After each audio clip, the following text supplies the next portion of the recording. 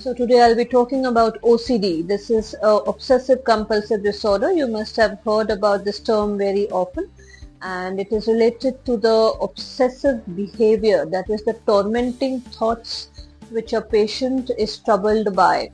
So these thoughts are related to the fear of contamination, could be related to the fear of imperfection.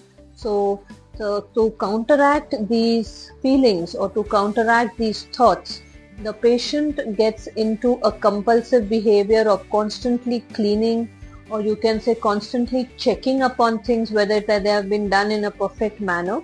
It also includes thoughts related to, say, morality, or there could be thoughts related to violence, and the patient is constantly upon trying to control these thoughts, and to combat this they get into a compulsive behavior. Many a times there is a typical type of a behavior that they adopt to keep away these thoughts. So it could be, if I perform this, if I check upon these things, say 7 number of times, then I'm sure that this thing would be done properly.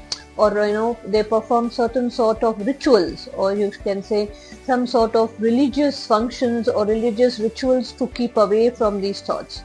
So a patient's mind is completely occupied, and this leads to the disruption of the normal life. First and foremost, we need to diagnose the problem. Once you realize that you suffer or a patient is having OCD, then the line of treatment could be counseling sessions.